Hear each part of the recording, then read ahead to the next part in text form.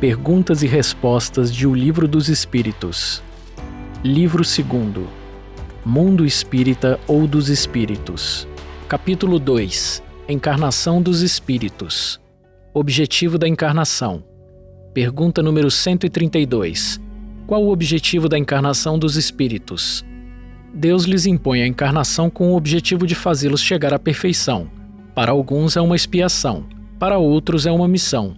Todavia, para alcançarem essa perfeição, devem suportar as vicissitudes da existência corporal. Nisto é que está a expiação. A encarnação tem também outro objetivo, que é o de colocar o espírito em condições de cumprir a sua parte na obra da criação.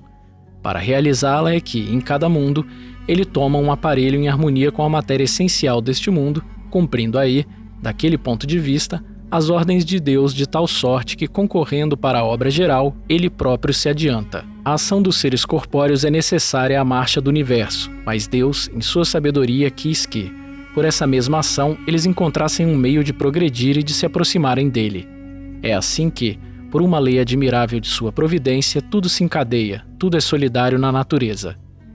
Pergunta número 133. Os espíritos que desde o princípio seguiram o caminho do bem têm necessidade de encarnação? Todos foram criados simples e ignorantes. Instruíram-se nas lutas e tribulações da vida corporal. Deus, que é justo, não poderia fazer a alguns felizes, sem dificuldades e sem trabalho e, por conseguinte, sem mérito. Mas então de que serve aos espíritos terem seguido o caminho do bem se isso não os isenta das dificuldades da vida corporal? Eles alcançam mais depressa o objetivo. Aliás, as dificuldades da vida frequentemente são consequência da imperfeição do espírito. Quanto menos tenha de imperfeições, menos tem de tormentos. Quem não é invejoso, nem ciumento, nem avarento, nem ambicioso, não terá os tormentos que nascem desses defeitos. Da alma. Pergunta número 134.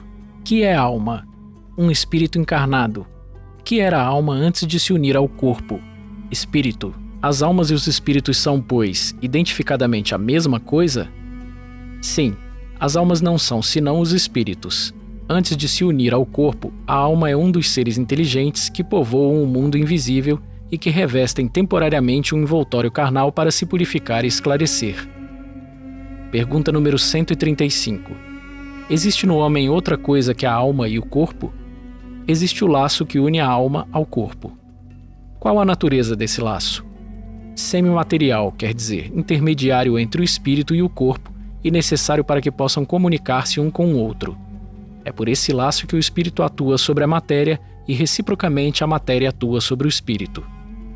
O homem é formado assim de 3 partes essenciais. Primeiro, o corpo ou ser material análogo aos dos animais e animado pelo princípio vital. Segundo, a alma, espírito encarnado, do qual o corpo é a habitação. Terceiro, princípio intermediário ou perispírito, substância semimaterial que serve de primeiro envoltório ao espírito e une a alma ao corpo. São como num fruto, o germe, o perisperma e a casca. Pergunta número 136. A alma é independente do princípio vital? O corpo não é senão um envoltório, repetimos-lo sem cessar. O corpo pode existir sem a alma? Sim, todavia desde que cessa a vida do corpo, a alma o abandona. Antes do nascimento não há ainda união definitiva entre a alma e o corpo, enquanto que depois que essa união está estabelecida, a morte do corpo rompe os laços que o unem à alma, e a alma o deixa. A vida orgânica pode animar um corpo sem alma, mas a alma não pode habitar um corpo privado de vida orgânica. Que seria o nosso corpo se não tivesse alma? Massa de carne sem inteligência, tudo que desejardes menos um homem. Pergunta número 137. O mesmo espírito pode encarnar em 2 corpos diferentes ao mesmo tempo? Não, o espírito é indivisível e não pode animar simultaneamente 2 seres distintos. Abre parênteses. Verem o Livro dos Médiuns, capítulo Bicorporeidade e Transfiguração, fecha parênteses. Pergunta número 138. Que pensar da opinião daqueles que consideram a alma como o princípio da vida material? É uma questão de palavras que não a temos. Começai por vos entenderdes mutuamente. Pergunta número 139. Certos espíritos, e antes deles alguns filósofos, definiram a alma como uma centelha anímica emanada do grande todo. Por que essa contradição? Não há contradição. depende da significação das palavras. Porque não tendes uma palavra para cada coisa.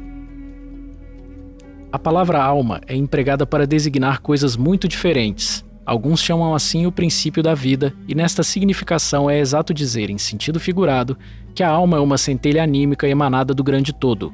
Essas últimas palavras indicam a fonte universal do princípio vital, de onde cada ser absorve uma porção e que depois da morte retorna à massa. Essa ideia não exclui a de um ser moral distinto, independente da matéria e que conserva sua individualidade. É a esse ser que nós, igualmente, chamamos alma, e é nessa significação que podemos dizer que a alma é um espírito encarnado. Dando à palavra alma definições diferentes, os espíritos falam segundo a aplicação que fazem dela, e segundo as ideias terrestres de que estão ainda mais ou menos imbuídos. Isso decorre da insuficiência da linguagem humana, que não tem uma palavra para cada ideia, tornando-se a fonte de uma multidão de enganos e discussões. Eis porque os espíritos superiores nos dizem que nos entendamos primeiro acerca das palavras. Pergunta número 140. Que pensar da teoria da alma subdividida em tantas partes quantas são os músculos e presidindo assim a cada uma das funções do corpo? Isso depende ainda do sentido que se dê à palavra alma. Entendida como fluido vital é razoável, porém se entende a alma como espírito encarnado é errada. Dissemos que o espírito é indivisível e transmite movimento aos órgãos por meio do fluido intermediário, sem por isso dividir-se. Entretanto, alguns espíritos deram essa definição. Os espíritos ignorantes podem tomar o efeito pela causa. A alma atua por intermédio dos órgãos, e os órgãos são animados pelo fluido vital que se reparte entre eles, e mais abundantemente naqueles que são centros ou sede dos movimentos. Mas essa explicação não se aplica quando se considera a alma como sendo o espírito que habita o corpo durante a vida e o deixa quando ocorre a morte. Pergunta número 141. Há alguma coisa de verdadeiro na opinião daqueles que pensam que a alma é exterior e circunda o corpo? A alma não está aprisionada no corpo como o pássaro numa gaiola. Ela irradia e se manifesta ao seu redor como a luz através de um globo de vidro ou como o som em torno de um centro sonoro. Nesse sentido, pode-se dizer que ela é exterior, mas não é por si o envoltório do corpo. A alma tem dois envoltórios, um sutil e leve, que é o primeiro e que chamas perispírito, outro grosseiro, material e pesado, que é o corpo, como germe em um núcleo, já o dissemos. Pergunta número 142. Que dizer desta outra teoria segundo a qual a alma, numa criança, completa-se a cada período da vida? O espírito é um só e está inteiro na criança como no adulto. São os órgãos ou instrumentos de manifestação da alma que se desenvolvem e se completam. É ainda tomar o efeito pela causa. Pergunta número 143. Por que todos os espíritos não definem a alma da mesma maneira? Todos os espíritos não são igualmente esclarecidos sobre essas questões. Há espíritos ainda com limitações que não entendem as coisas abstratas como ocorre entre vós com as crianças. Há também espíritos pseudo-sábios que fazem desfile de palavras para se imporem, como ocorre ainda entre vós. Aliás, os próprios espíritos esclarecidos frequentemente podem se exprimir em termos diferentes que, no fundo, têm o mesmo valor, sobretudo quando se trata de coisas que a vossa linguagem é inadequada para exprimir claramente. Precisam de figuras, de comparações que tomais pela realidade. Pergunta número 144. Que se deve entender por alma do mundo? É o princípio universal da vida e da inteligência de onde se originam as individualidades. Mas aqueles que se servem dessas expressões, frequentemente, não se compreendem uns aos outros. A palavra alma é tão elástica que cada um a interpreta ao sabor de suas fantasias. Já se atribuiu também uma alma à terra. É preciso entendê-la como o conjunto dos espíritos devotados que dirigem as vossas ações no bom caminho quando os escutais e que, de certa maneira, são os prepostos de Deus com relação à terra. Pergunta número 145. Como se explica que tantos filósofos, antigos e modernos, tenham discutido tanto tempo sobre a ciência psicológica sem terem alcançado a verdade? Esses homens eram precursores da doutrina espírita eterna. Prepararam os caminhos, mas eram homens e se enganaram por tomarem as próprias ideias pela luz. Mas os próprios erros servem para deduzir a verdade, mostrando o pró e o contra. Aliás, entre esses erros se encontram grandes verdades que um estudo comparativo vos faz compreender. Pergunta número 146. A alma tem uma sede determinada e circunscrita no corpo? Não, mas ela está mais particularmente na cabeça dos grandes gênios, em todos aqueles que pensam muito, e no coração, naqueles que sentem muito e dirigem suas ações a toda a humanidade. Que pensar da opinião daqueles que situam a alma num centro vital? Quer dizer que o espírito habita, de preferência, essa parte do vosso organismo, uma vez que é para lá que convergem todas as sensações. Aqueles que a situam no que consideram como centro da vitalidade confundem-na com o fluido ou princípio vital. Contudo, pode-se dizer que a sede da alma está mais particularmente nos órgãos que servem às manifestações intelectuais e morais. Materialismo. Pergunta número 147. Por que os anatomistas, os fisiologistas e, em geral, aqueles que se aprofundam nas ciências naturais são, com frequência, levados ao materialismo? O fisiologista narra tudo aquilo que vê. Orgulho dos homens que creem tudo saber e não admitem que alguma coisa possa ultrapassar os seus conhecimentos. Sua própria ciência os torna presunçosos. Pensam que a natureza não pode lhes ocultar nada. Pergunta número 148.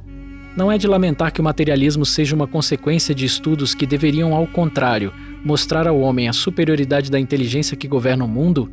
É necessário concluir que eles são perigosos? Não é verdade que o materialismo seja uma consequência desses estudos. O homem é quem tira deles uma falsa consequência, porque ele pode abusar de tudo, mesmo das melhores coisas. O nada, aliás, amedronta-os, mais do que o demonstram, e os espíritos fortes são, frequentemente, mais fanfarrões que corajosos. No mais das vezes, são materialistas por não terem nada com que encher o vazio do abismo que se abre diante deles. Mostre-lhes uma âncora de salvação e a ela se agarrarão apressadamente. Por uma aberração da inteligência, há pessoas que não veem nos seres orgânicos senão a ação da matéria a que atribuem todos os nossos atos. Não veem no corpo humano senão a máquina elétrica. Não estudaram o mecanismo da vida senão pelo funcionamento dos órgãos que viram se apagar, frequentemente, pela ruptura de um fio, e não viram nada mais que esse fio. Pesquisaram se restava alguma coisa e, como não encontraram mais que a matéria, que se tornara inerte, e não viram a alma se escapar, não a puderam apanhar. Concluíram que tudo estava nas propriedades da matéria e assim, depois da morte, o pensamento se aniquilava. Triste consequência se assim fora, porque então o bem e o mal não teriam finalidade. O homem teria razão em pensar só em si mesmo e em colocar, acima de tudo, a satisfação dos seus prazeres materiais. Os laços sociais se quebrariam e as mais santas afeições se romperiam para sempre. Felizmente, essas ideias estão longe de serem gerais. Pode-se dizer que são muito circunscritas e não constituem mais que opiniões individuais, pois, em parte alguma, ainda se constituíram em doutrina. Uma sociedade apoiada sobre essas bases carregaria em si o germe da sua dissolução, e seus membros se entredevorariam como animais ferozes. O homem tem instintivamente a convicção de que tudo, para ele, não se acaba com a vida. Tem horror ao nada e obstina-se inutilmente contra a ideia do futuro, quando chega o momento supremo. E são poucos os que perguntam o que vai ser deles, porque a ideia de deixar a vida, para não mais retornar, tem qualquer coisa de dolorosa. Quem poderia, com efeito, encarar com indiferença uma separação absoluta, eterna, de tudo aquilo que amou? Quem poderia ver sem pavor abrir-se diante de si o abismo imenso do nada, onde virão se dissipar para sempre todas as nossas faculdades, todas as nossas esperanças e se dizer: o quê? Depois de mim nada, nada mais que o vazio, tudo acabado para sempre. Ainda alguns dias e minha lembrança terá se apagado da memória daqueles que me sobreviveram e bem cedo não restará nenhum traço de minha passagem sobre a terra. O bem que fiz será esquecido pelos ingratos a quem eu servi, e nada para compensar tudo isto, nenhuma outra perspectiva que aquela do meu corpo ruído pelos vermes. Este quadro não tem alguma coisa de apavorante, de glacial? A religião nos ensina que não se pode ser assim, e a razão nos confirma, mas esta existência futura, vaga e indefinida, não tem nada que satisfaça o nosso amor pelo positivo, sendo para muitos a origem da dúvida. Temos uma alma, mas o que é a nossa alma? Ela tem uma forma, uma aparência qualquer? É um ser ilimitado ou indefinido? Alguns dizem que é o sopro de Deus, outros que é uma centelha, outros ainda uma parte do grande todo, o princípio da vida e da inteligência. Mas de tudo isto, o que aprendemos? Que nos importa ter uma alma se depois da morte ela se confunde na imensidade, como as gotas d'água no oceano? A perda da nossa individualidade não é para nós como nada?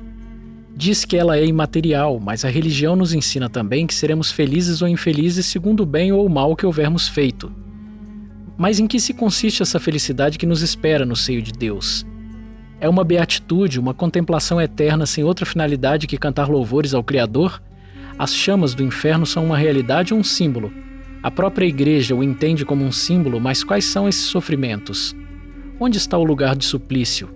Numa palavra, o que se fez, o que se vê nesse mundo que nos espera a todos? Disse que ninguém voltou para nos prestar contas. É um erro. E a missão do Espiritismo é precisamente esclarecer-nos sobre esse futuro, de fazer-nos até certo ponto atingi-lo com o dedo e com o olhar. Não mais pela razão, mas pelos fatos. Graças às comunicações espíritas, isso não é mais uma presunção, uma probabilidade sobre a qual cada um entende a sua vontade, que os poetas embelezam suas ficções ou semeiam imagens alegóricas que nos enganam. É a realidade que se nos apresenta, pois que são os próprios seres de outro mundo que vêm nos descrever sua situação, dizer-nos o que foram, que nos permitem assistir, por assim dizer, a todas as peripécias de sua nova vida, e por esse meio mostrando-nos o destino inevitável que nos está reservado, segundo os nossos méritos e os nossos deméritos. Há nisto algo de antirreligioso? Bem ao contrário, uma vez que aos incrédulos aí encontram a fé e os indecisos uma renovação de fervor e de confiança.